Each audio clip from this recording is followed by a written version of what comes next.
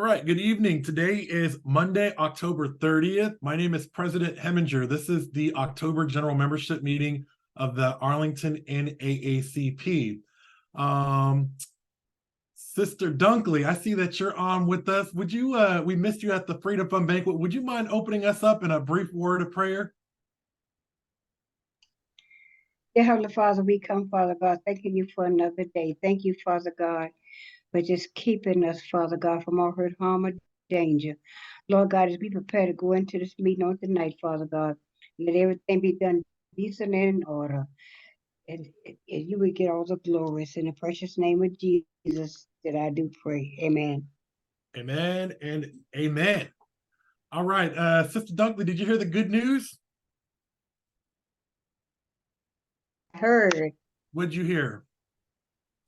that I got one of the awards. Yeah, you got a President's Award. Congratulations. Thank you. We're Thank so you. proud of you. No, thank you. And we didn't get to tell you in at the Freedom Fund Banquet, so I want to just take a point of personal privilege and just to express my, deepest thanks. You're always present, always doing your thing. When we had the backpack drive, I know you pulled me to the side and gave me some wise counsel. So I just appreciate all that you do for the association and for our community. Really appreciate it. Amen. Thank you. Thank you. All right, Madam Secretary, would you mind calling the roll? Certainly. We have President Heminger, who is present. First Vice President James Younger. Present. Second Vice President Laurel Langhorne. Present. I'm Secretary Wanda Younger, present. Assistant Secretary Kathleen McSweeney. Present. Treasurer Adriana Spain will not be present this evening. Executive Committee at Large Karen Nightingale. Present. Executive Committee at Large Kelly Macbeth. Kelly Macbeth. Executive Committee at Large Nadia Conyers. Present. Communications Leah Matterall.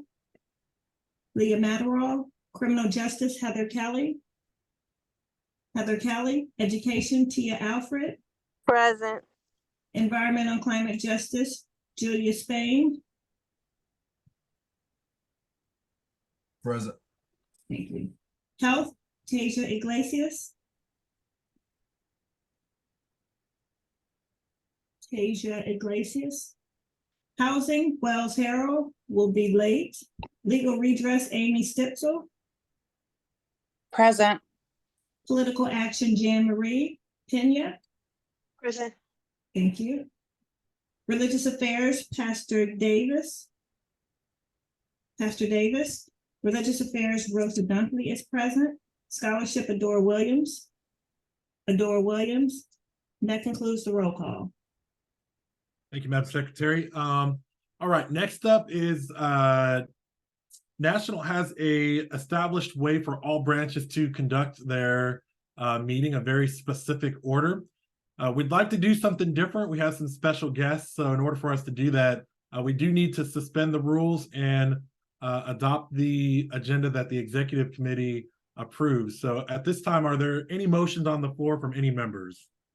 So moved. I make a motion to suspend the rules. Thank you. Thank you. There's a motion on the floor. It's been properly seconded. Is there any further discussion on suspending the rules? Great. Hearing none, will all those in favor of suspending the rules this evening, please signify by saying aye. All right. Okay. All those opposed have the same right. Are there any abstentions? Okay, great. That motion passes. Before we get into the next item, Madam Secretary, could you bring up Political Action Chair for a brief moment as well? Certainly.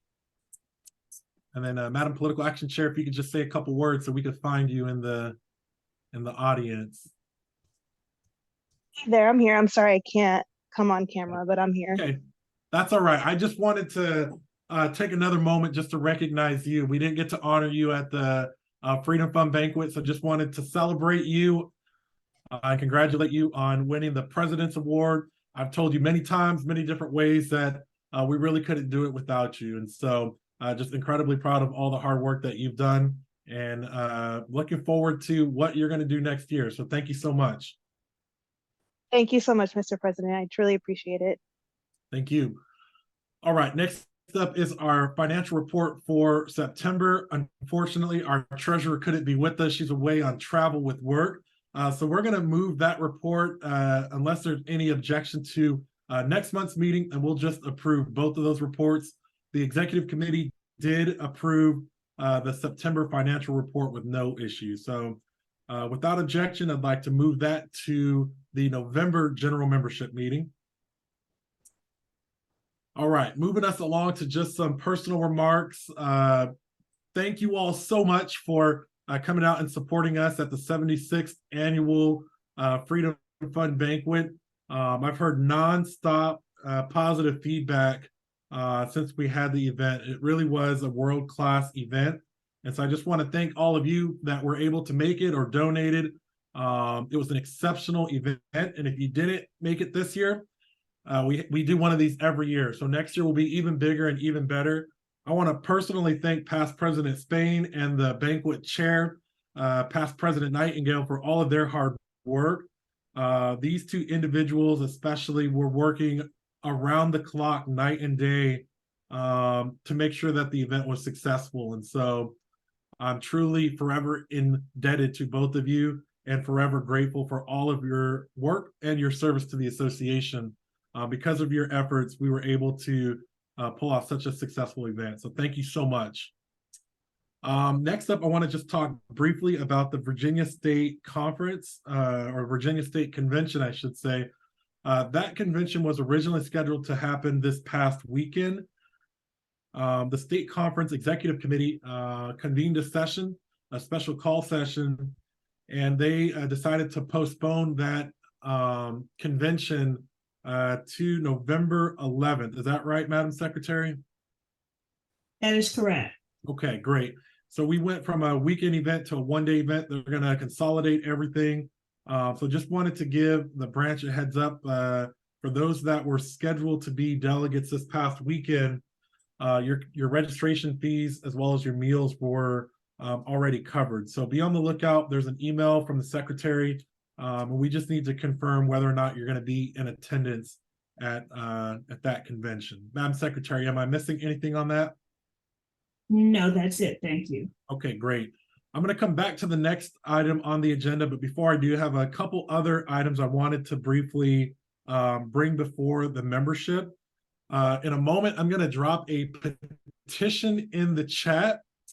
And I'd like for all of you to take a moment before the night is over to affiliate yourself with this petition. I'll read a paragraph to give you a little bit more context. So the subject of this petition is to redesignate Arlington House as a National Historic Site. In 2021, descendants of enslaved and free ancestors who lived, worked, and died at the Arlington House Plantation came together for the first time since 1861. We raise our voices in unity, calling for the name of Robert E. Lee to be removed from the site known today as Arlington House, the Robert E. Lee Memorial. The National Park site should be redesignated as Arlington House National Historic Site. Congress named the site, and only Congress has the authority to redesignate the site. The Washington Post published an op-ed, which I encourage you all to read, by the descendants of the Lee and Syphax families. So at some point before the night is over, I hope that you will take a moment to click the link that I just dropped into the chat. And again, affiliate yourself with this branch, but also with this petition. I think many of you will know that past President Spain, as well as this branch, was very involved in getting our county's logo changed. And so this kind of follows in suit with that and aligns very closely with our values. So just one more time, I want to encourage you all to take a moment to get that done.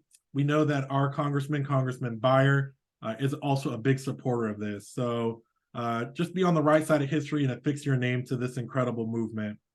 All right.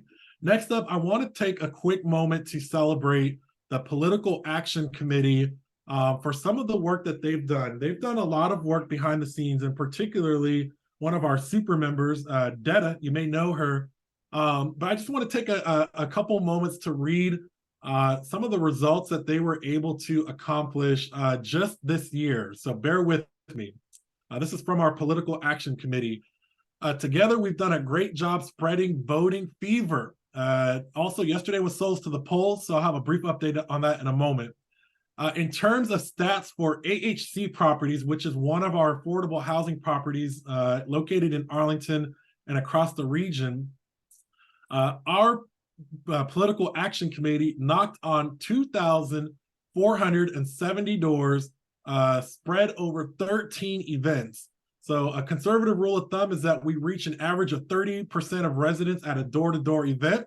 So that would be about 741 conversations with AHC residents. Simply incredible. One more quick update. All right. So let me just find the gist of here. All right. The main focus of voter engagement is to encourage people to vote in the current year and every year. Good conversations are essential to that goal. This year, the voter engagement team knocked on 3,250 doors, spread over 21 events. Again, a good rule of thumb is engagement is usually about 30%. So at AHC properties, Political Action Committee members led by Detta had about 1,000, just under 1,000 conversations, and participated in 22 voter registration festivals, picnics, food distributions, and many other events. So I wanted to just take a quick moment to highlight that. A lot of the work that happens in our committees really happens behind the scenes, and we see these incredible results or these updates that get sent to the executive committee or myself or the secretary, but we don't do enough justice in getting some of these accomplishments out. I always tell folks wherever I go that we're one of the most active, most engaged branches in the entire country. So much so that National is looking at our branch to potentially draft policies for the national organization. So wanted to just take a moment to celebrate our Political Action Committee, but to also celebrate this branch. Take a moment to pat yourself on the back. You're a part of an awesome, awesome association, and we're making a real difference in the lives of so many. Next up, I wanted to see if we could bring up Miss Carol Lieber. Carol, are you with us this evening? I think I see you in the chat.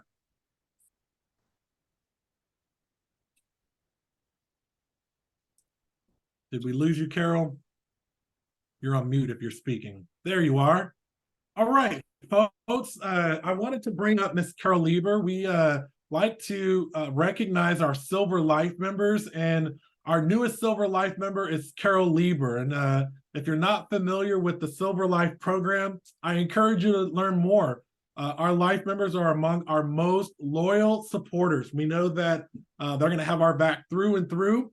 And again, they have a lifetime membership. So Carol never again has to worry about renewing her NAACP membership because she's a Life member. And so I wanted to just, Carol, bring you up, see if you wanted to take a couple moments to address the membership and then to just thank you for your generous donation.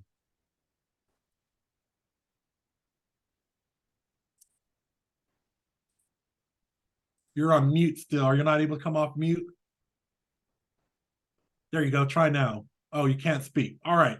We'll come back to you. If you're able to speak later, just send me a chat. But on behalf of the association, I just wanted to thank you so much. And folks, again, we don't have an auto renewal for your membership. So I know a lot of you think your membership is current, but it's not. So please either reach out to us or check that email. I encourage you all also to become a Silver Life member as well. Okay. Next up, I want to move to after-school programming. I think we know, or we should all know, that our kids are overdosing in schools. They're dying. They have nothing to do. We've called on county government. We've called on the school system to do their part, and we can't wait. We got people dying in our community, in the schools, and so we have to do everything that we can, and that's exactly what this branch is doing. Many of our executive committee members have formed a community coalition targeted with preventing youth overdoses in our schools. So There is a awesome cohort of folks that are meeting almost bi-weekly. We are moving full speed ahead to get a proposal before the county manager. We're hoping to use some carryover funds to help provide some type of programming for our kids. We know just because of the economic climate that we're in, that folks are working 2 and 3 and 4 jobs. We know that our adolescents and youth are called on at a younger age than ever before to care for intergenerational households.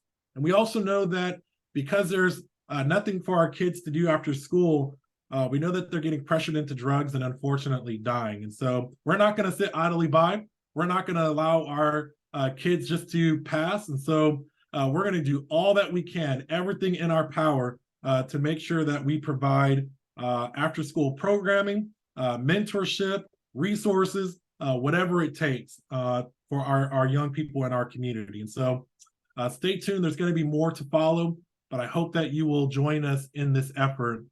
I want to take us back just momentarily because Detta was just joining. So Detta, I wanted to bring you up just briefly. We were celebrating all of the hard work from Political Action and all the hard work that you've done with AHC and APA. Just incredible, thousands and thousands of conversations. And so we're so proud of you. Thank you so much. I don't know how you do it, but did you want to take a couple moments and just tell everybody a little bit about what you've been up to the past couple months?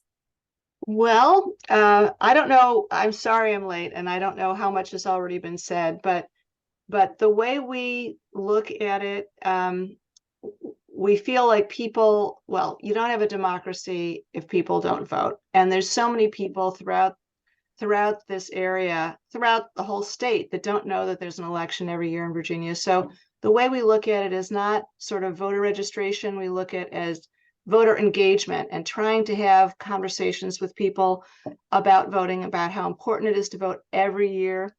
And we have, great people who have joined us, volunteers who just get it, that, that we're there to celebrate voting. And so that's kind of what we do. We knock on doors and we have as many conversations as we can. So it's been a good year and I'm tired. Yeah, I'm tired for you, Dad. And honestly, from the bottom of my heart, I just want to express my deepest gratitude. I mean, I read the numbers that you sent over to me, to the members that are present tonight, and it's just simply astonishing, So yeah, just incredibly grateful for all of your hard work.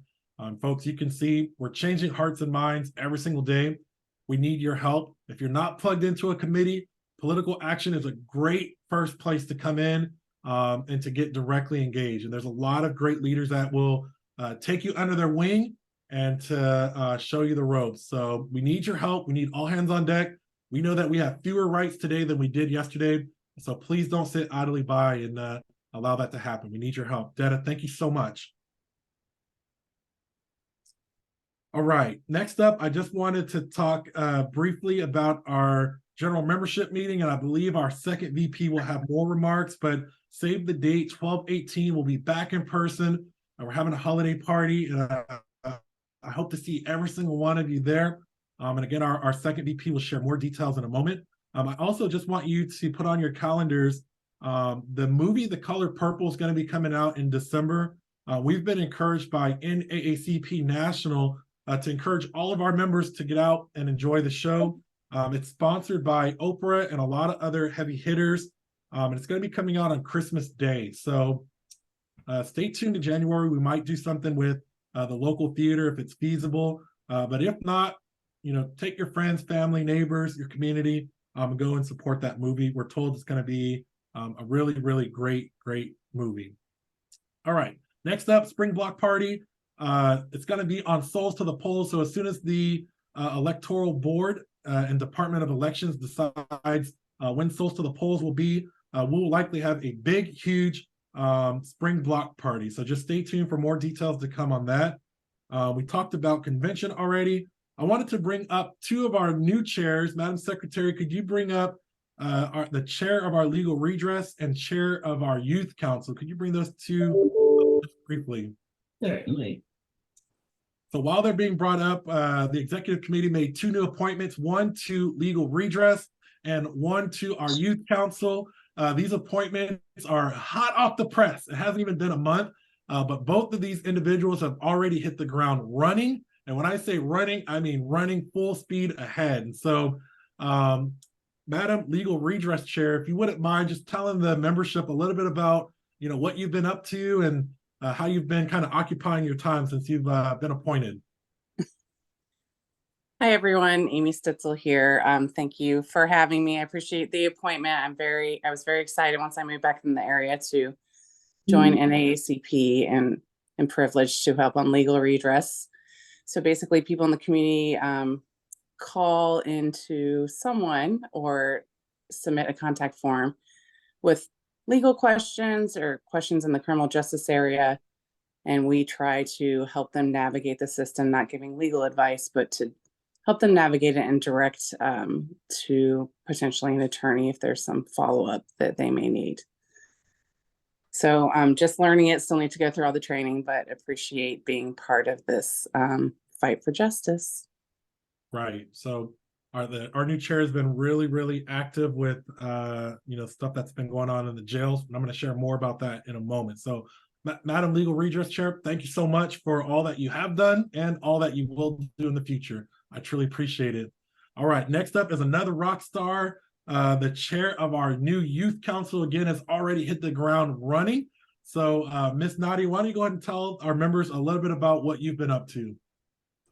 Good evening, everyone. We had our first meeting of the Youth Council today at IDEO with the young people who were most interested in participating. We had 3 African-American males to come and to share their thoughts and ideas about starting the Youth Council. And we have our 5 steps ahead of us. And we plan on completing our 5 steps by the end of November. Hopefully before Thanksgiving. That's our goal. We have our second meeting Monday at 5. We're going to be sending it out to the executive board to see if anyone would like to just join and introduce yourself. You don't have to stay. Just to let the young people know that you're there and encourage them to keep going. They have some phenomenal ideas and they're ready to work. So we're excited to get the young people in the mix. Because we know that if we don't have some foot soldiers to come behind us, then it's no point in even keeping the work going if we're going to let it die out when we're gone. And we have some energetic young people, so we need to keep them engaged and support them and encourage them to keep the mission going. So they're excited. I'm excited too, and I know they're ready to lead. I want to thank you for all that you've done, all that you will do. And can we bring up past President Spain just for a moment? I'm going to put him on the spot since he loves to put me on the spot so much. Past President Spain was at, I believe, an event recently with a bunch of young people. Was that you or was that Adele, past president? And you had some ideas with the youth council. Is that right? It was in Woodbridge, Mr. President. It was out of our jurisdiction, but yes, I was speaking with about 50 youth about civic engagement down at Northern Virginia Community College this past Saturday. It was great. All right, awesome. Our young people need strong mentors and they need strong leaders. If you're looking to get plugged in, I want to encourage you to help support the Youth Council or really any committee. We need your help. It's all hands on deck, everybody. Okay, all right. Next up is just an update. We need to take a formal vote here. So I'd like everyone to pay close attention to what I'm about to say. In recent weeks, since the most recent death in the jail, our executive committee has been extremely active. We have met with several people directly impacted by the system, people that have worked in the jail, that have formerly worked in the jail. We've had a lot of conversations and taken a lot of action. If you were on last month's meeting or you attended that Freedom Fund banquet, you have an idea of all that we have done at this branch to make sure that people in our jail stop dying. But they continue to die. They continue to be people of color, and they continue to die, unfortunately, because their basic needs, their basic health needs are not being met. So several members of this executive committee had a call with the state conference. And in that meeting, we were calling on the state conference to do more. We had briefed the state conference on everything we had done so far. And at that point, state conference actually brought in representatives from the general counsel's office at NAACP National. Those individuals were so impressed with what we had done so far. We had let no stone unturned. We had left no person uncontacted. We had written so many letters, op-eds, the press was involved. I think somebody saw the video at the Freedom Fund banquet this past weekend. So you know that we had done everything possibly imaginable that we could do at the branch level to make sure that deaths in the jail stopped happening. The result of the conversation that we had with state conference and NAACP general counsel was they are ready, willing, and able to intervene. Even now, there are folks in the general counsel's office that are reviewing and synthesizing hundreds and hundreds of pages of research that this branch has compiled. And so we are formally calling on National to intervene on our behalf. What that looks like, we're not sure, but in order for us to seek intervention from National, the membership of this branch needs to take a vote. And so at this time, I'm gonna talk a little bit about the vote that's gonna be presented. So the vote that we're getting ready to vote on is to allow NAACP National to assist and or intervene on our behalf. That could come in the form of a lawsuit. That could come in the form of NAACP, issuing their own FOIAs. That could come in the form of NAACP National calling on the Department of Justice to conduct an independent investigation.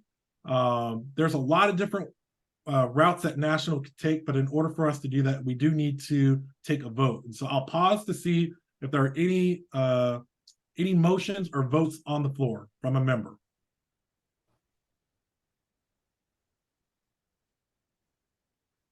I make a motion to allow NAACP National to assist or intervene on our behalf in terms of filing a lawsuit, issuing FOIAs, or calling on the Department of Justice to conduct an investigation. Thank you, Madam Secretary. Is there a second? I second. Thank you. Who was that? Rosa. Thank you, Sister Dunkley. Okay, at this time, there's a motion on the floor to formally call on NAACP National to intervene in Arlington County regarding the deaths in the jails. It's been properly moved and seconded. Is there any further discussion?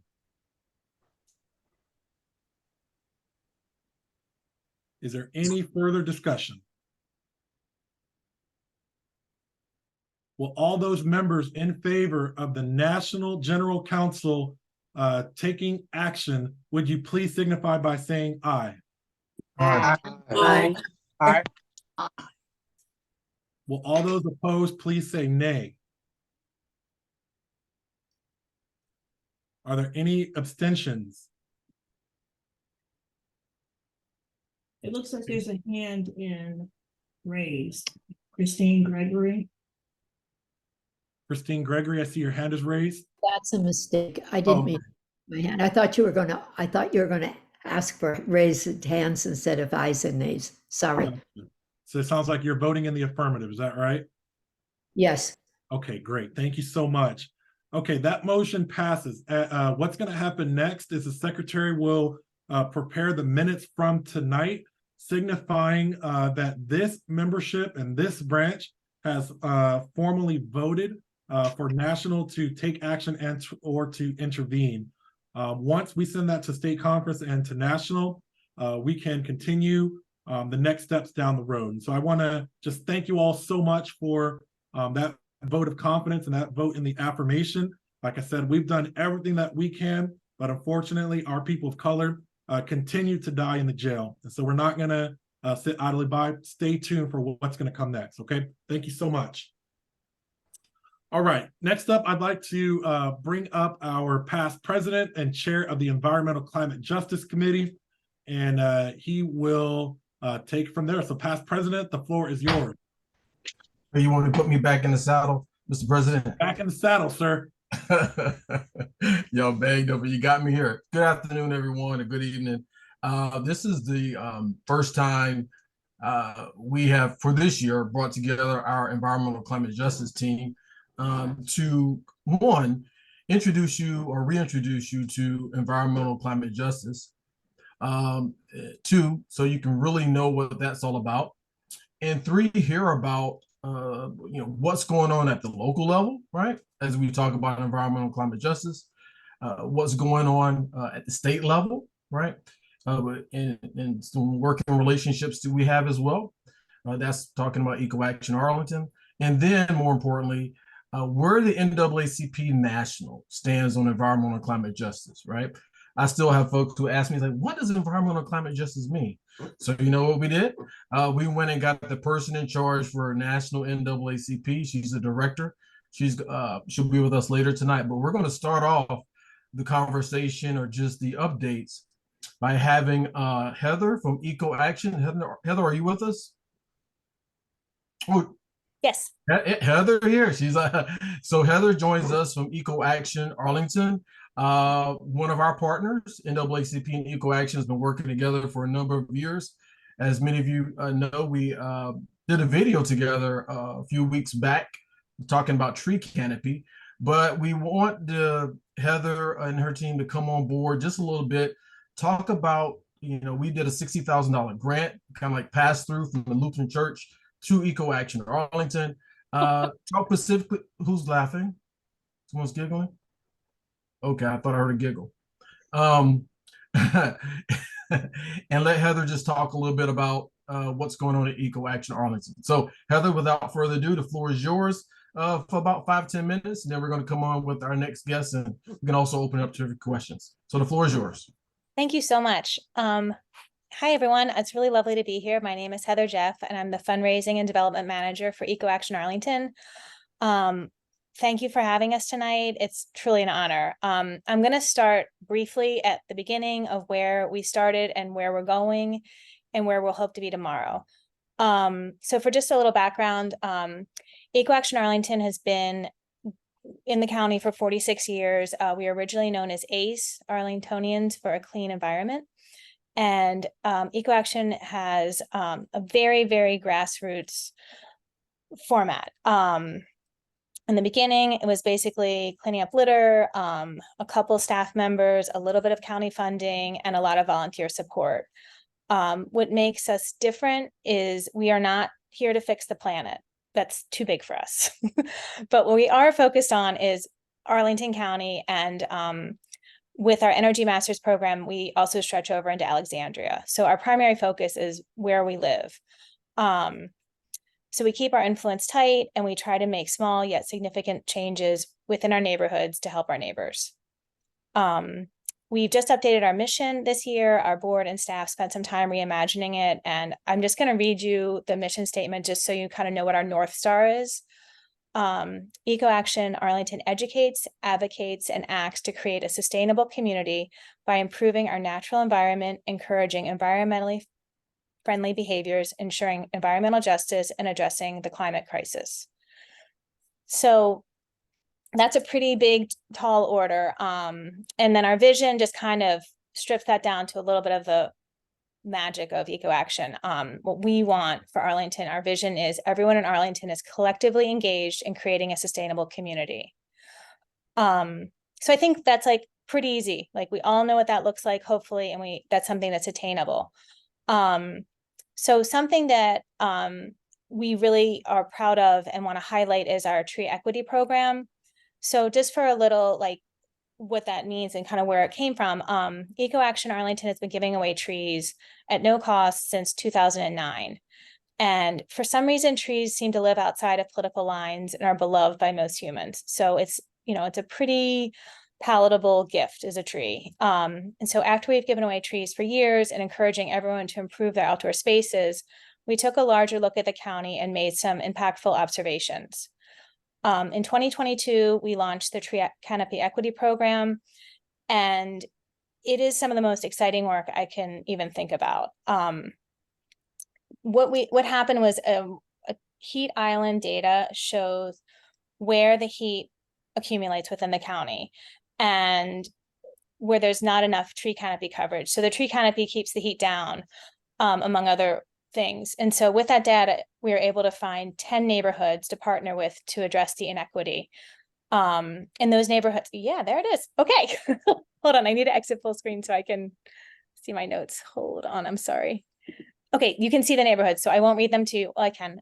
It's Arlington View, Aurora Highlands, Buckingham, Columbia Heights, Gleewood, Green Valley, John M. Langston, Long Branch Creek, Penrose, and Radnor Fort Myer Heights. So those are our 10 tree canopy equity neighborhoods. And what qualifies a neighborhood to fit in that category is Arlington County, generally speaking, has a 40% tree canopy coverage.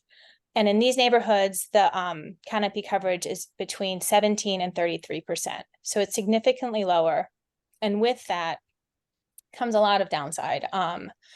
Higher utility costs, a lower quality of life, poorer physical and mental health outcomes. And this environmental degradation disproportionately affects Black and Brown people, as in the case of these neighborhoods. So what we're trying to do is offset that, is like directly partner with our neighbors and community members to improve the tree canopy and have people feel like they can enjoy their neighborhood and be proud of where they live. So since this program was incepted, we've planted 105 trees and 78 shrubs in those neighborhoods. So what's coming next is we're looking ahead to develop more meaningful relationships with community members in these neighborhoods, as well as utilize the relationships we are developing with civic association members, houses of worship, apartment managers, and groups like yours to spread the word and build trust that planting trees can change and improve so many things. And I wanted to touch briefly, like jump out of the trees and into Energy Masters, because that also addresses environmental justice in a different fashion. So Energy Masters is the group that I mentioned that also extends into Alexandria, and that is led by Bill Campbell, and it's an all-volunteer group that delivers hands-on conservation upgrades and community education in affordable housing communities in both Alexandria and Arlington. So the mission primarily is to train folks to do modifications in low-income housing complexes. And for a host of reasons, these are also linked to the racist history of our county. So most of the people living in low-income housing in Arlington, Alexandria are Black and Brown. So at the heart of Energy Masters' mission is to make habit-changing presentations to these audiences and relate them to saving money and contributing positively towards climate responsibilities. And so under Bill's leadership, as of this fall, we have the most diverse Energy Masters volunteer group we've ever had, to include 3 African-American women, 2 people from the Middle East, and 6 people who are fluent in Spanish. And like, that's what we want. We want to engage and represent the whole totality of our region. And then looking ahead, in 2021, our board developed an equity and inclusion policy in order for EcoAction Arlington to become more actively anti-racist and proactively inclusive as an organization. And these goals give both breadth and depth to EcoAction's mission statement to connect each one of us to a more sustainable world by creating a larger and more diverse community of people who treasure the natural world and work hard to preserve it. For all of this, working to diversify our staff as well as our volunteers. So that has been a big move. We've had a large turnover in our staff, which has been exciting, but also a little daunting. And as of this time, we have hired 3 people of color and are currently working to hire 3 part-time positions to serve as outreach ambassadors in our tree canopy equity neighborhoods to build those relationships that I mentioned. And we feel, and I think you could agree with this, that this forward progress is going to require a whole county approach as we work together to network and value the partners we have and to reach people who would never connect with us on our own. So we can only get this work done together, and that is why being here is such an honor. Oh, and then just to touch on exactly what's happening with the money that you all donated. So $60,000 is a lot of money. It's amazing. So what that's looking like on our end is we're using that to support the administration of the tree canopy equity program and to make trees more accessible and overcoming the barriers to participation. The money is not being spent on trees because the trees are already paid for. We have funding for that. But what we're paying for is staffing to get people on the ground, doing outreach, engaging and building relationships, and improving our website and application process so that as spring planting comes around, it'll be so much easier to get trees in the ground. That's all I have. That's it. JD, I can't hear you. Sure, I got you. There are a few questions that that came in, of course, and I'm gonna see if we can get through a few of them, right, from our attendees. One of the questions was, let me see here. How can we honor all faith and spiritual traditions without demonizing those of us who choose to embrace Christianity? Now, that's a reach. There are some things about faith and spiritual traditions when we talk about the environment. If you want to say something about that, you may, but we have one more question on top of that. How do we get more people to understand why they should care about the environment? Great question. So that I think is a very grassroots conversation. I personally did not know that just the disparity in the tree canopy. And I think just having conversations with people about, first of all, the fact that no matter where you live in Arlington County, there's free trees to be planted. That's huge. And then furthermore, just saying, that this is a tenet of our work, the tree equity program, and just kind of getting it out there in conversations is the most natural and easiest way to address it, in my opinion. Okay, great. Christianity stuff, I'm not touching that. Yeah, sorry. Yeah, look, we get it all, and we are people ask questions. I try not to filter too much of it, but I think I understand where they're coming from. Here's a question for you, and I think this is a question I'm gonna ask of all the speakers tonight. What are you doing there at EcoAction and the team to help promote, students and from our diverse backgrounds to engage in these environmental, and we talk about sustainability, jobs and initiatives within the county? I see a lot of times that this generation, our generation of folks my age, I'm 51, just to let you know, a lot of us are involved. But where I see a gap is with our youth, right? And there's so many competing interests in our community. But what are your thoughts? What is EcoAction doing to engage in a strategic way with those from diverse backgrounds? Great question. Okay, so I was a former teacher and I was in the classroom in June of this year. We teach lessons in Arlington County schools. Last year we had, let me just look this up really quick. We taught lessons to 1,173 students. So we are in the schools, we are partnering with youth groups, we are having these conversations about how we can impact the environment.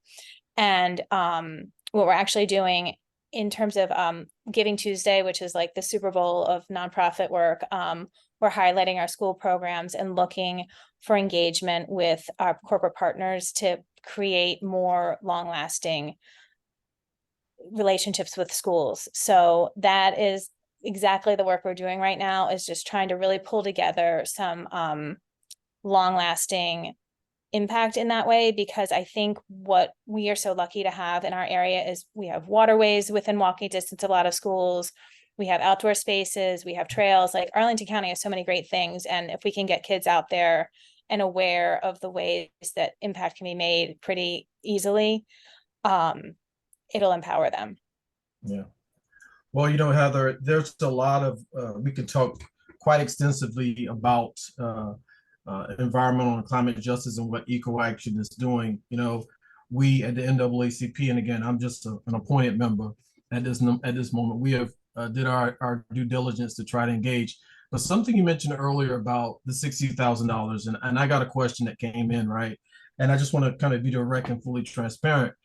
So my understanding is that Arlington County has X amount of dollars that already goes to EcoAction for operations, payment of staff, outreach, things of that nature, right? Yes. And to what you just stated, $60,000 that came through the pass through from us is going to be used for what again? It's being used to hire additional staff. So what we're looking to do is hire actual ambassadors who live in the tree canopy equity neighborhoods. So those are people who we can pay for their efforts to be community members on the ground working. And then we're also looking to streamline our web presence and our application process, and then also pay for some of the overhead of our staff member who does that work. So what's happened in EcoAction is in the last, I don't know, about year and a half, we have grown as a group of staff, and then this is just a piece of it. So hopefully that helps. Well, you know, again, we appreciate the partnership. We know there's a lot of work to be done.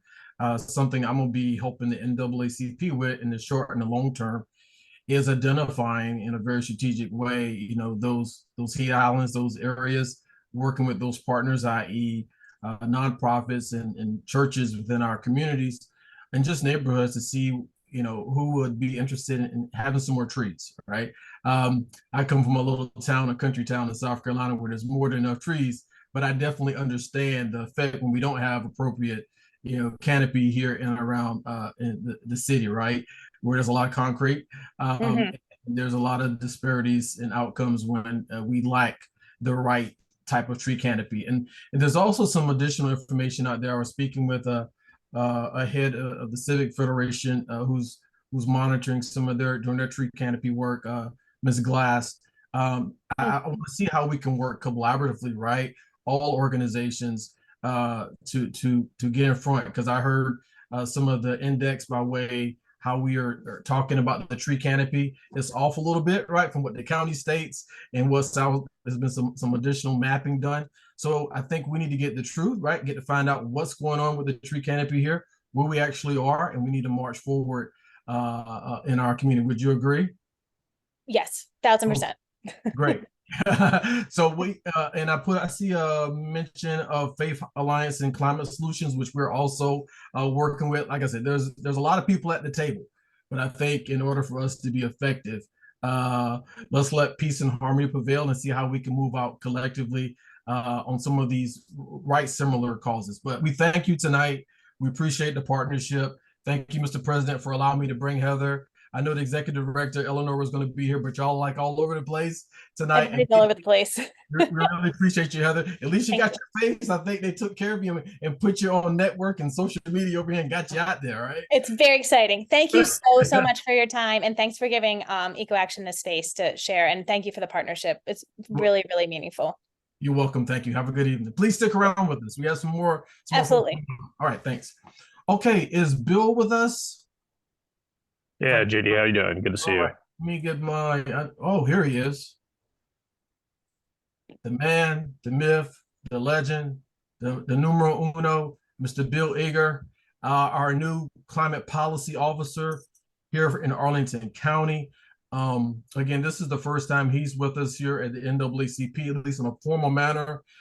We may come back at some other time because, you know, again, when we talk about environment, climate, all those things, policies, there's a lot of information there, and I don't expect us on this call to be able to digest all of that in a matter of 10 minutes.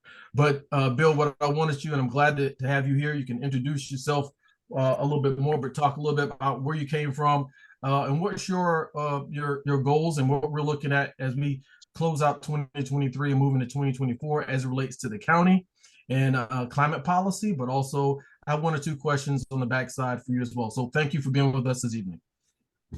Yeah, thank you very much, JD, and thank you to NAACP Arlington for inviting me to speak tonight. Honored to join you and join an esteemed panel, Heather and Abre, who will speak, I believe, shortly after me.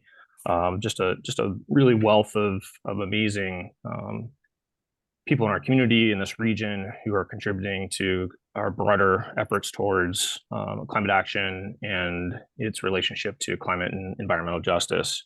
I just came to the county about a little over 6 months ago, 7 months now, and from the region here, came from our sister jurisdiction, the city of Alexandria, and joined the county in March. As of current, working to really establish what is a new office, the Office of Climate Policy and Coordination. It's within our county manager's office, which is, if you're not familiar, stands as our executive office for leadership of the county organization as a whole. We work closely across all of our departments and agencies, be it that of delivering environmental services, parks and recreation services, human services, economic development, and many other, police and fire, et cetera, many others. But working across those agencies to kind of support their broader relationship to our climate action vision and goals as a county. As of current, that currently stands as kind of resident in what we call our community energy plan, which is a part of what we call our comprehensive plan, a kind of large vision for the community's kind of approach and action towards addressing climate change here locally, as well as acknowledging and responding to the inevitabilities that come with the changing climate that we're already starting to largely experience. I don't think it's lost on anybody here over the course of the past 6 months. Many kind of experiences regarding extreme heat, more intense storms, and frankly, what had been unheard of before, that is kind of wildfire smoke and poor air quality that has come by way of drying planet, so to speak, in certain areas of the world. Largely to say, it's one data point amongst many that have occurred over the course of the past year, but as is current, it's at the current data trend suggests that this will be the hottest year on record, of historical record. And likely that that trend won't necessarily change into the future, and therefore a need for us as a community to understand the implications of that and how we be responsive. So to say that, and when it comes to climate justice and environmental justice, I think it's clear to this community, the county's work to better understand the historical injustices with many in our community, Black, Brown, people of color, and to really understand and center equity at the core of our approaches to delivering services and the kind of the broader quality of life that you experience here within the county. My part of that, I really am building an office that has kind of 4 core pillars. One is to take the work we do as a county and extend kind of that across what we call whole of government, take our broad, collaborative, and coordinated work as a county and continue to expand that into the space of our climate action work. Second is to work with you as members of our community and organizations, our businesses, our institutions, to extend that far beyond kind of the work we're doing into kind of a whole of government, whole of community, where we each play a role in our broader climate action work, either as an individual, as an organization, and kind of as a county, or collectively together.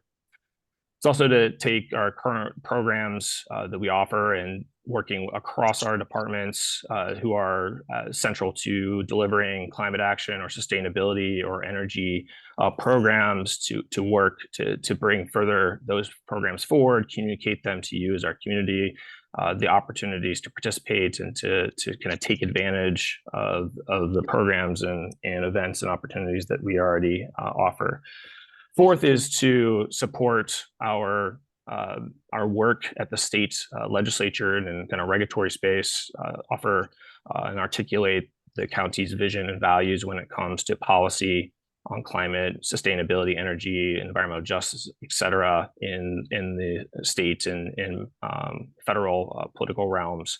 And then finally, and most specifically, is to really more closely bring together the equity climate nexus within how we view and vision everything from how we approach planning to how we deliver programs, acknowledging that environmental justice, climate justice, and our broader climate action work are in many ways 2 sides of the same coin, and to raise the floor, so to speak, of addressing climate action for those least amongst us and those who've been disadvantaged or where there's been injustices in the past, to really broaden how we approach that nexus of work, and working closely with our race team, which is the Realizing Arlington's Commitment to Equity team. I imagine most of you have worked with in the past. bring our work together to realize that collaborative vision of climate action and equity work in concert. Just a few things that we're currently working on in this space. We've mentioned, and my colleague Heather Jeff discussed the work of EcoAction Arlington, the tree canopy equity work, and our just broader support by the county of EcoAction's phenomenal longstanding benefit to our community, really leveraging the network of committed volunteers and members of our community to further expand their programs, providing us support and to everything from the tree canopy work to Energy Masters and advocacy writ large. It's also to say that working with programs like, or organizations like Faith Alliance for Climate Solution, who have consideration for and thoughtfulness of how to bring together our various spiritual and faith communities together to address climate action, as well as to address injustices that we experience in the county and the community.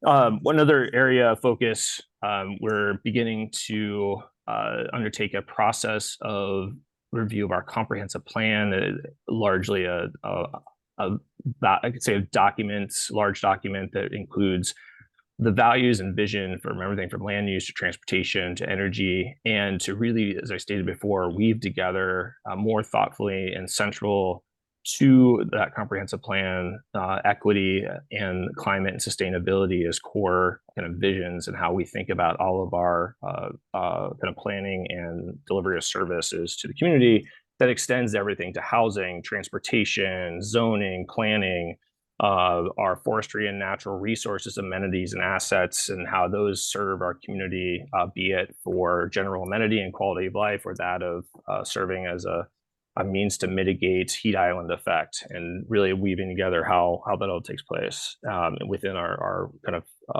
planning work of the county.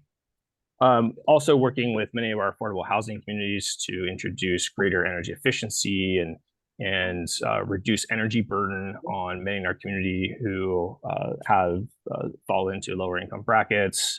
Also to provide greater indoor environmental quality for public health outcomes, to improve public health outcomes within much of our housing stock that supports many of our disadvantaged communities. It's also to say to bring resources to, further resources to the community, be it that of weatherization programs and partners throughout the state, or frankly, as the federal government begins to roll out further and further investment in energy efficiency for residents and business, to bring those resources to members of our community, be it by way of providing you information on how to access, or delivering programs that allow for you to access them directly through county or state agencies and programs. And with that, finally, also, I would just say is broadening out our means of delivering education and communication to members of our community on the value and why it is important to approach this work of climate justice, climate action, how it both benefits you as an individual for your quality of life, and then also raises raises awareness to where we do have injustices throughout the community, either historic or persistent over time. And so providing a communications platform in order to communicate those opportunities to all members of our community, race, creed, or otherwise. So with that, I will offer up an opportunity for questions. And JD, I don't know if you want to start, or if you'd like to facilitate questions from our community. And thanks, Bill, for that brief overview. And as I stated at the onset of this conversation, I'm quite sure we could spend an entire meeting just dedicated to the work of environment and climate justice and what your office is doing here in our county. There were a number of questions that came in, and you can see there in the chat. But with the time we have limited, because I know our next speaker is already in the queue, let's talk about this part about how fast does our infrastructure and housing development need to change to meet our climate goals? Any thoughts on that as it relates to that question? So your question is how fast our housing stock needs to... Infrastructure and housing development. Is it on pace to keep up with the change with our climate goals? Well, I think what you're asking is, more importantly, with existing buildings, is number one, the efficiency and the kind of the cleanliness of energy resources on pace to achieve our climate goals. And I would say that unfortunately, I would say no. As a large community, I think we still have a long way to go. The county only has a certain opportunity to help support much of that kind of work. We have to rely upon our partners at the state and federal level, and then ultimately our private members of our community, like you, who may have households, or those who own and operate many of our multi-family dwelling units or affordable housing units, to take forward the work to improve the efficiency of our buildings and our housing, as well as to advocate for cleaning up our energy resources, like our electricity grid, and reducing reliance on fossil fuel use. It's also to say that, you know, there's tremendous improvements within regards to our public transportation system, the ART bus system, OMADA, providing you daily the opportunity to take public transportation as an alternative to a single occupancy vehicle. And that is, you know, largely been going on for decades, and has been tremendous asset in the community's efforts to reduce its greenhouse gas emissions and address climate change. And that continues on to today. It really is incumbent upon many of you to continue to utilize those resources as they are available, and to ultimately kind of reduce your own personal carbon footprint and greenhouse gas emission attribution in your daily activities, and how you kind of approach your own lives. Yeah, real quick, if you can, I know I'm kind of put two of these questions. One I have, and then I'm gonna try to roll this.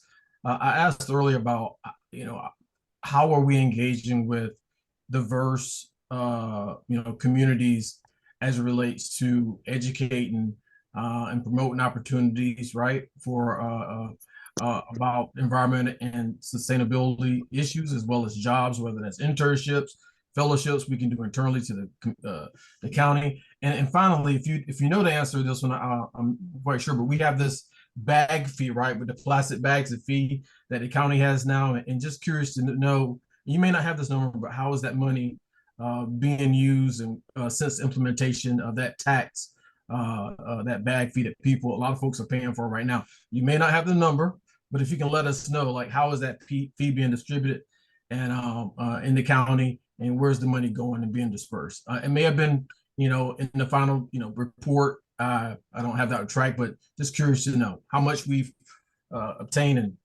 where's it going right now. But to the first part of the question, and then we're going to close out because our next speaker is ready.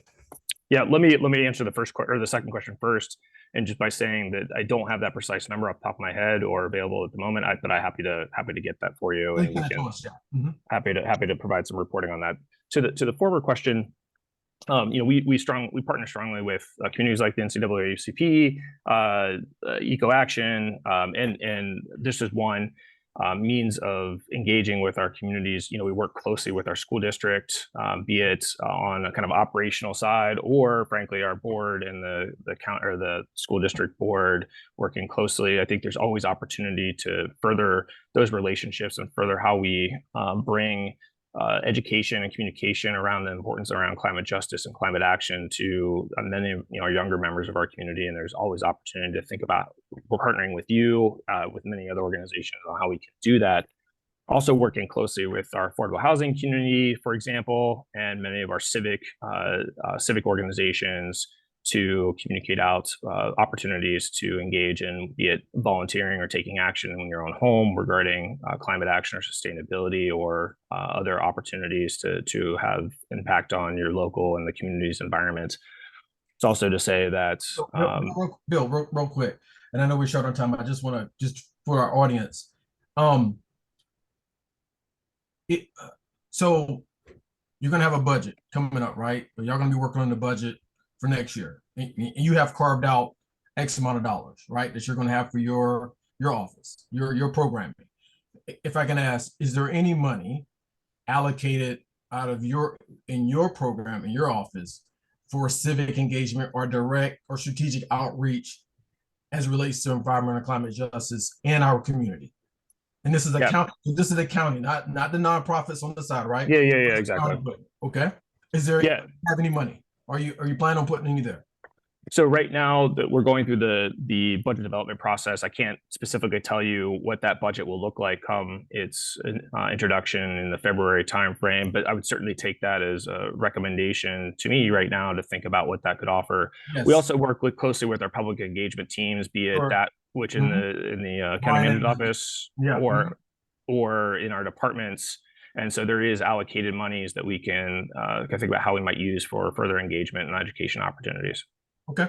Well, thanks. We'll continue to have this conversation. I think, if you go over to Brian and her team and say, hey, they have a commerce plan, they have a marketing plan, they have strategic engagement. How much of that is actually tied to, informing our citizenry on environment and climate policy issues? I'm not sure, but I can see where you could perhaps work in unison. Yep. I want to see where there's perhaps some earmark money, something allocated in your particular budget that directs us to be intentional in how we do this work. So, Bill, thank you, brother. Really appreciate it. Yeah, thank you all. Back and have you. We do have great to see you. All the best. I think we have our national director of the NAACP. Is Abre, are you with us? I'm on. Here she is. And we got her. Now, look at you. I know you were texting me back and forth. You're in the car. That's the great thing about virtual. We're in Arlington, NAACP. We're not trying to say, we ain't special. But for those you don't know, I'll let you tell everybody, Abre, because you're way out in California. You were just out here in DC last week or on the East Coast. You also in jury duty, so you just got off a little late. You pulled offside the freeway just so you can be with us and talk about environment and climate justice and let us know, one, what environmental and climate justice really is. Everyone has your resume and your background, but just talk to us and tell us at the national, the 30,000 foot level, where are we headed, what branches should be doing, and we really are thankful for you to be with us today. You want to talk a little bit about yourself? If you feel free to do so, but the floor is now yours. Yeah, absolutely. Well, thank you so much for having me. And to your point, I was, trying to get home from jury deliberations. I feel like I'm probably one of 10 attorneys in the country who actually ended up with on a jury panel.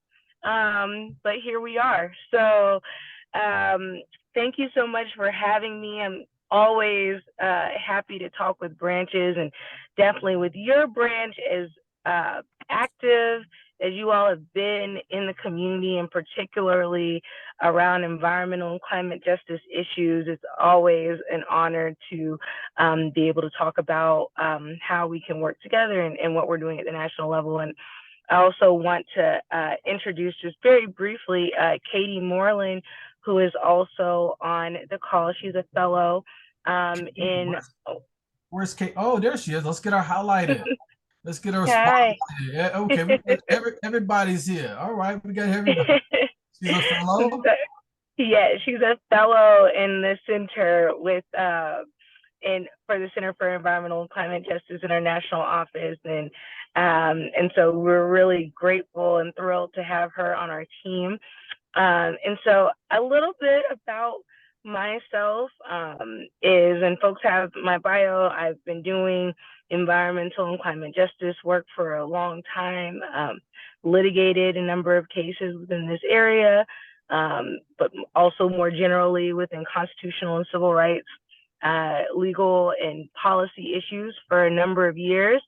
I'm from the South originally. I went to school though in DC, and so I'm very familiar with Arlington, and then I moved to California after living in DC, in Maryland for a little bit as well, to work with migrant farm workers on fracking, air quality, water quality, other kinds of issues, and have been out in California ever since. But our national office, we focus on a number of different issues, and really just kind of taking a step back about how we kind of operate.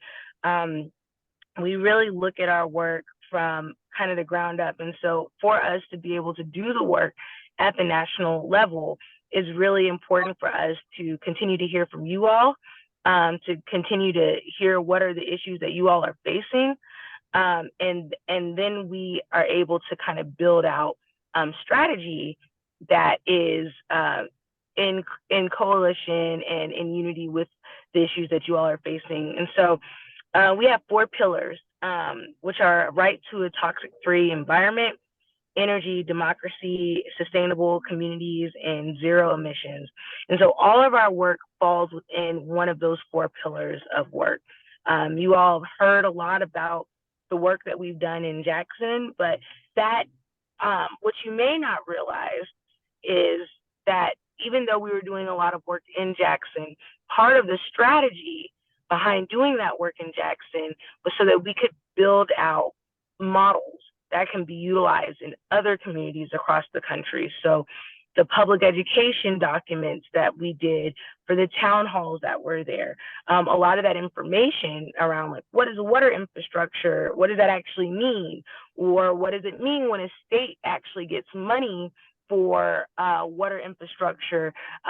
What does that look like? A lot of those elements can be utilized within your branch, within Virginia, and across the country. And so you can go to our www.naacp.org/Jackson page, even though there's information there that may seem like it's more specific to Jackson.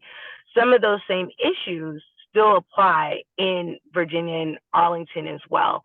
And so that's something to take a look. I'm not going to spend too much time talking about that. But what I do want to talk about is the fact that one of the things that we're continuing to do is follow the money as it relates to environmental and climate justice decisions. It sounds like that's also a theme that you all are looking at based on some of the questions that were asked earlier. That's really important to us as well.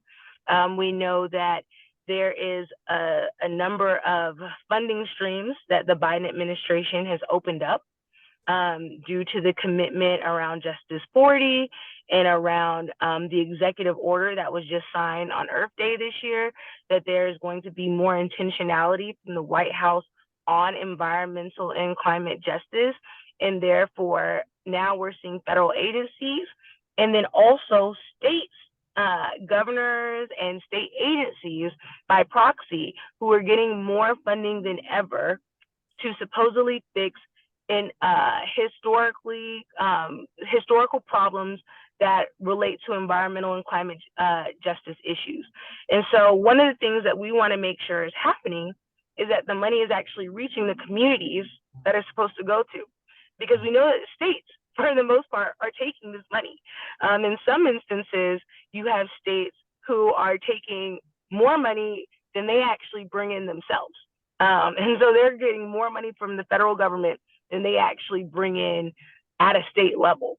And so this is really important to follow because, for example, if you have a state that is pretty much funded on federal investments, they should be held accountable to the residents of the community as to whether or not they're actually investing that money back into our communities. And in addition to, it just being invested, we need to be actually a part of those conversations. So some of the things that I hear, and I've heard this also as well with some of the work that you all have been doing, is there can't necessarily just be a rubber stamping of having a meeting, having presentations, but the input, it doesn't feel like it's a dialogue as to how the investments are actually happening. So if that's something that you all are seeing, that's something we want to know about, because that dialogue needs to be there. We are also doing a number of public comments and ensuring that the federal government hears our voice as it relates to what public engagement needs to look like.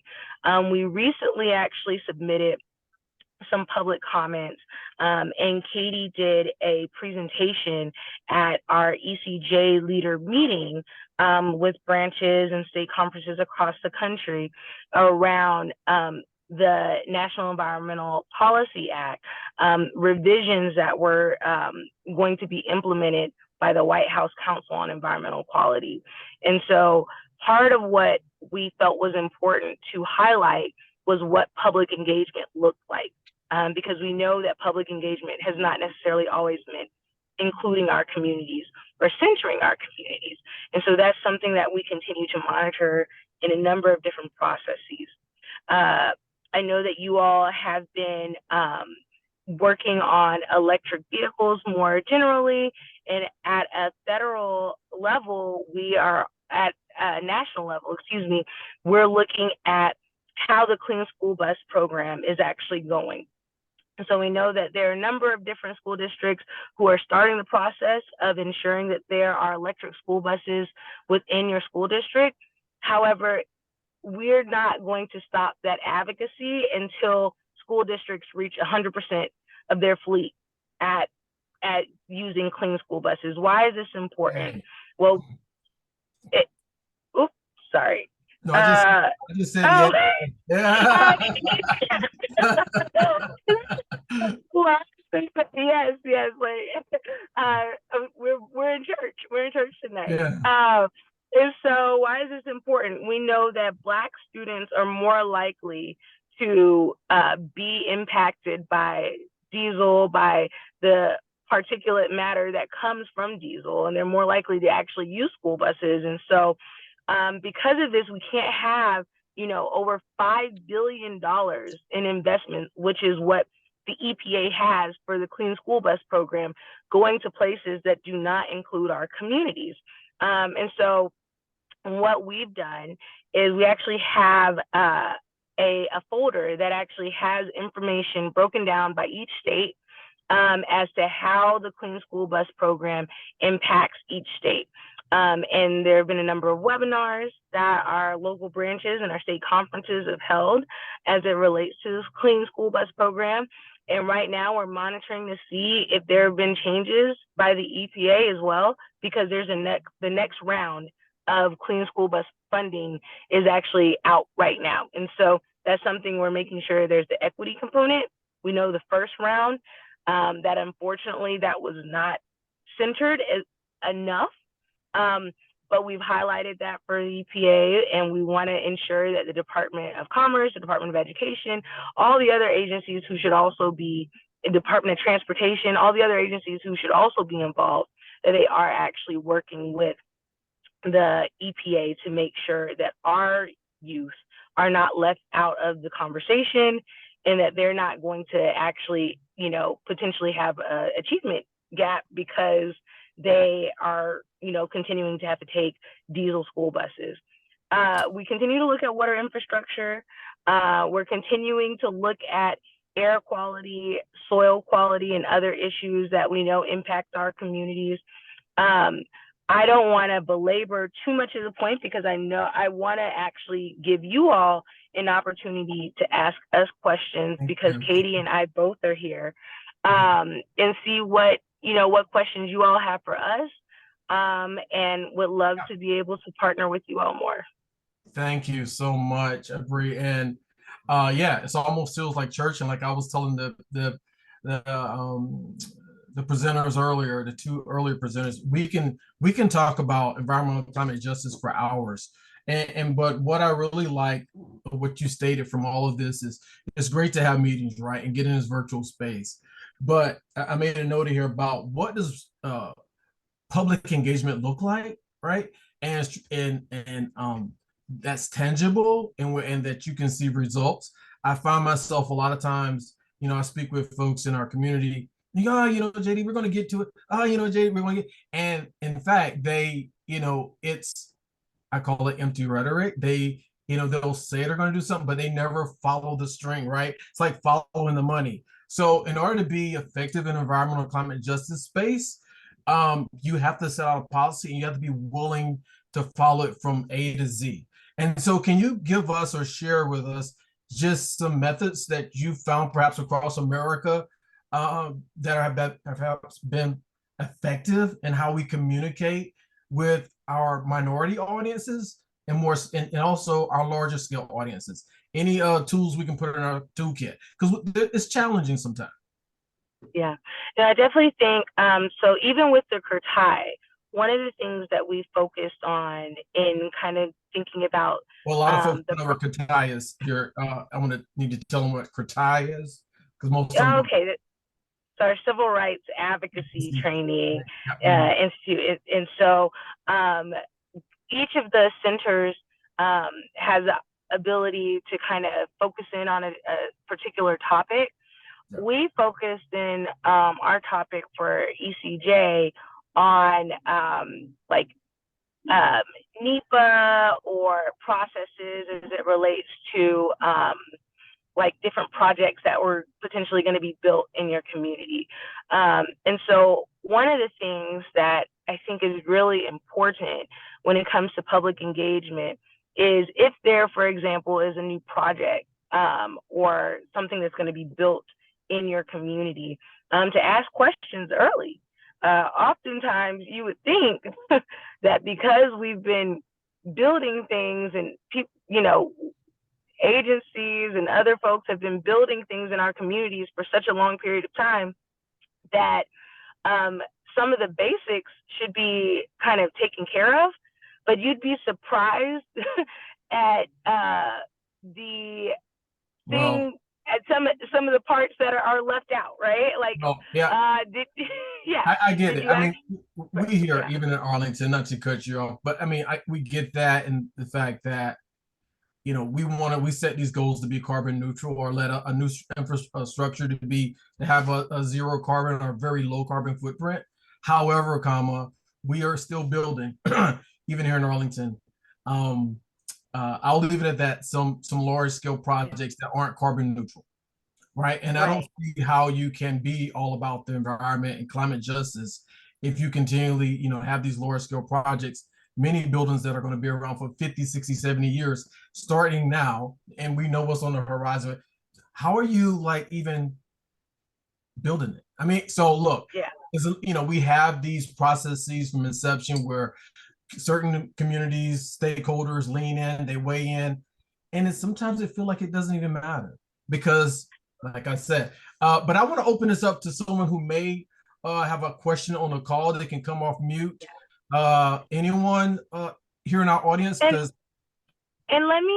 just want to put a pin in what you just said, because I think that it's about chiming in at the times where you're supposed to chime in, but I think it's also about chiming in at other times, right? Like even if it's not, you know, particularly where in the process it says, oh, this is where you're supposed to give stakeholder or community input. I think it's about asking questions whenever you see an issue. And I think that is a tactic that can be helpful. Great. Thank you. Are there any questions from our team? I've already got one person that says, and they sent me a direct message. I won't call their name, but I would love to meet with Abre and Katie, but you know, separately. It's very impressive. So thank you for you know, being with us tonight. And Katie, thanks for sending over the email. I'll look at it. And can I share that with those that joined the call today? Is it okay? I believe so. It's the NAACP's comments on the NEPA revision, so that's open for public, in the branches. In the branches, great. So I will share that. I'll get that over to our secretary so she can share. Is there anyone on the call, any of our members here tonight that have a question? Please unmute yourself and feel free to ask the question. Anyone? Mr. President? Mr. President say always follow the money. Right, always follow the money. It sounds like NAACP is following the money. Well, Mr. President, if you want to come on, I'll go to, this is a good transition to the backside of the meeting where I know the rest of it is yours, but National Director, Katie, meet our President, Mr. Michael Heminger. Thank you for being with us tonight. It is definitely a pleasure. We're firing on all cylinders here, I think, at the NAACP Arlington branch. And Katie and Abre, I'll try not to wear you out or ask too much of you because I know you're busy with 200, 300 some odd branches across America, and plus the national board of the NAACP. So I know it. I get where you're coming from. With that being said, thank you. Any final words? Katie, you didn't say anything. So everything Abre said was amazing. And I'm honestly here to learn as well too from y'all. It seems like you guys have such a robust branch with so many, like, I was sitting on the call at the beginning when you were going through all of your banquet and everything, and it just sounded so amazing and impressive. So as I officially, I think it's today. Today is my official month anniversary at the association. So I'm learning right along with y'all, and I'm very excited to be on the call and just hear what our branches are up to. It's so super cool. Yeah. Are you at the main office in DC or Baltimore? I'm remote right now. So I'm also on the West Coast. I'm in Oregon. You're on the West Coast. All right, Madam Director, anything you want to close us out with? Any Scooby snacks? Anything to put in our toolkit? But not right now. I just, continue to follow our social media as well. Please make sure y'all are coming to our ECJ leaders meeting, and really excited for the work that we're going to be able to do together. Okay. Well, thank you. I know you had to pull off the three-way. Thank you again. And have a good night, freedom fighters. And I'm turning it back over into the hands of our president, Mr. Michael Eger. Thank you. All right. Thank you again. On behalf of our branch, you can see all of our committees are firing on all cylinders. And I see some of you hovering over to that leave button. Give us a couple more minutes. We have a pretty cool video at the end I'd like to share with you. So just stick around with us for a couple more minutes. If you want to get involved, I'm going to put the ask out there once again. Environmental climate justice, we need your help. So it's a great way to get plugged in as well. All right, I don't think we have Pastor Davis with us. Pastor Davis, are you with us for religious affairs? Sister Dunkley, anything you want to say related to religious affairs? No, Okay. Anyone from housing? Nope. Education, the floor is yours.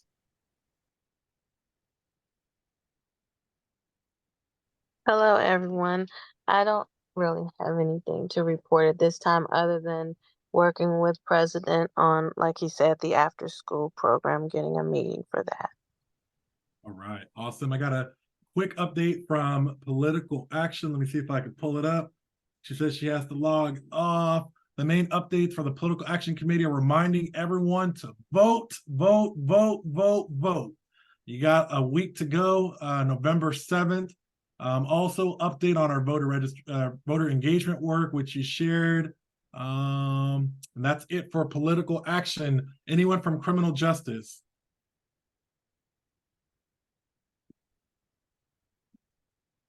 All right. Membership? Oh, that's me. Hi. Hi again, everybody. Yes, I just wanted to encourage everybody that if you are questioning whether or not you're a member, please reach out directly to me at Assistant Secretary at arlingtonnaacp.com, and I can check it for you. Also, I want to let you know this is not a good picture, but I've been sending out these postcards. And when your membership comes due, I will tell you what your due date is or your expiration date is. I'll write a little message on the bottom, like you may or may not see here. I don't know how to get it to focus, but anyway, so don't ignore these. Please go ahead, and when you get this, there's a nice little QR code on the bottom that you can just scan and go right to the website. So I'm asking you, please renew. We are trying to get our membership numbers up because it's really, really important. It also helps us, be represented at the national level. We get a certain amount of votes when we go to conferences. So, membership is power. So please become a member. And again, if you have any questions, reach out to me. Thank you. Thank you. All right. Anyone from Health Committee? All right. No one from Health. I'm going to drop a link in the chat. We're going to watch a video and call it a night. Give you back the gift of time. So in the spirit of, first VP, actually, thank you, second VP. I see you in the chat. First VP, any comments? Not at this time. Okay, thank you. Second VP, did you want to address the membership? Sure, just a quick save the date plug for the holiday party on, as Mike mentioned earlier, December 18th. We're looking at 6:30 start at the Walter Reed Community Center. and more information will come. All right. Thank you for your efforts on that. I see your comment on the link for the petition. I'll do that. And the first thing I'm going to drop is a link from Virginia NAACP, if I can get my computer to work with me here. I don't know if you saw the news, but we sued the Youngkin administration. There are thousands of people across Virginia that lost their right to vote. Virginia NAACP issued a FOIA. The governor's office came back with a bill of $10,000. State conference paid that bill. And then we found out what we knew all along. And so we filed a lawsuit against the Youngkin administration. There are thousands of people, like I said, across Virginia that lost their right to vote. We know of at least 2 people right here in Arlington. We've been following it really closely. One person has been given their right to vote back. It's been restored. And then there's another individual that we're working really closely with, along with a couple other organizations. So stay tuned. But like I said, we're firing on all fronts. The next thing I want to do is just show a quick video from Dr. King. Earlier today, you heard me talk a little bit about we need your help. I told you that it's all hands on deck. And so we're going to watch a video from Dr. King, and I feel like his words in the video are as true today as they were when he said them originally. So a couple thoughts that I'd like you to think about as we get ready to close out. You can stay with us for a couple more minutes. Take a moment to think about your own contributions. I want you to take a moment to also think about your life's blueprint, as Dr. King puts it. And then take a moment to ask yourself if you could be doing more. And notice I didn't say, are you doing all that you can? Right? We know that that it takes a special person to be able to give all that you can. But as you watch this video, I want to encourage you to ask yourself if you could be doing more.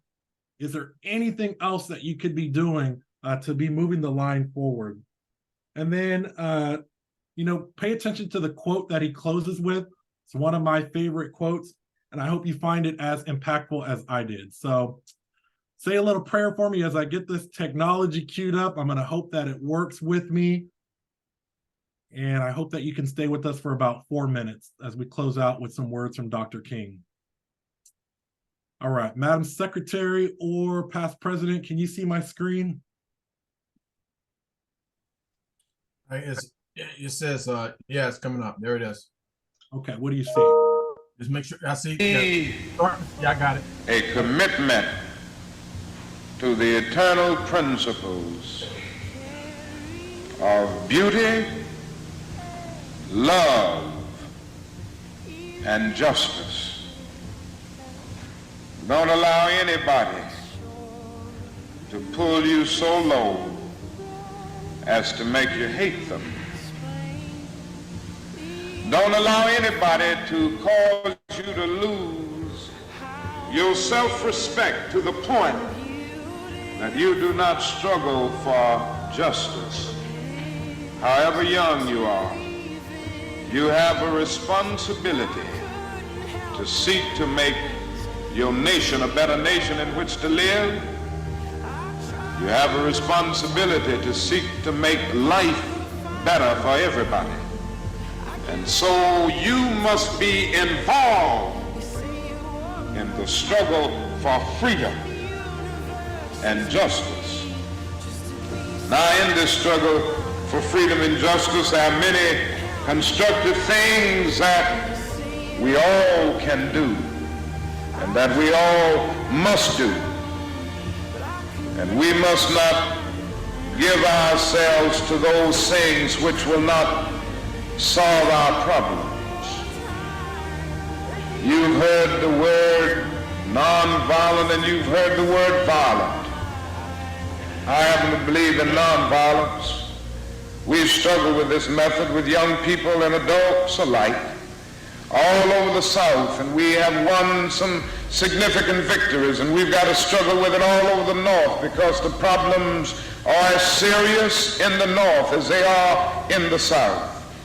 But I believe as we struggle with these problems, we've got to struggle with them with a method that can be militant, but at the same time does not destroy life or property. And so our slogan must not be burn, baby, burn. It must be build, baby, build. Organize, baby, organize.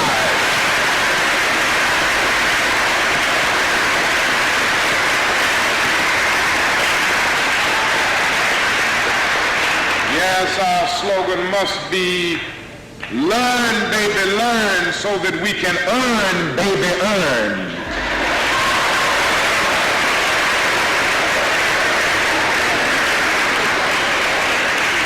And with a powerful commitment, I believe that we can transform dark yesterdays of injustice into bright tomorrows of justice and humanity. Let us keep going toward the goal of selfhood, toward the realization of the dream of brotherhood, and toward the realization of the dream of understanding goodwill. Let nobody stop us. I close by quoting once more the man that the young lady quoted, that magnificent black bard who has now passed on, Langston Hughes. One day he wrote a poem entitled Mother to Son. The mother didn't always have her grammar right, but she uttered words of great symbolic profundity. Well, son, I'll tell you, life for me ain't been no crystal stad. It's had tacks in it, boards torn up, places with no carpet on the floor, bare. But all the time, I's been a-climbing on and reaching landings and turning corners and sometimes going in the dark where there ain't been no light. So, boy, don't you stop now. Don't you sit down on the steps, 'cause you find this kind of hard. But I's still going, boy. I's still climbing. And life for me ain't been no crystal stair. Well, life for none of us has been a crystal stair, but we must keep moving. We must keep going. If you can't fly, run. If you can't run, walk. If you can't walk, crawl, but by all means, keep moving.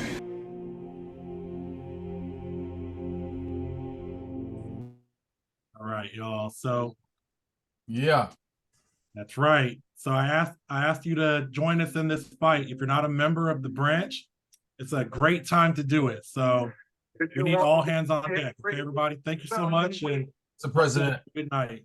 Mr. President. Yes, sir. You did have I think someone, she came in late, Janet Valenzuela came in. If you want to say something to her, I know she's doing a lot with our youth and kids, but she just joined us. You know, Janet. Hey, Jeanette, are you with us? Yes, I'm sorry I was late, but I heard half of the meeting. But I thank you for doing this, for putting up this type of meetings, and very emotional about the video and the message that Dr. Martin Luther King gave us. You know, even if you cannot walk, even if you cannot run, but keep going. And that's right. Actually, that's what we need to do. We need to keep going and pushing for things that is right for our communities, for our kids, for our families. Thank you so much for that video. Yeah, thank you, Jeanette, for all that you're doing, and we're gonna solve this. I know we can do it. Thank you, everybody. Yeah, thank you. Good night.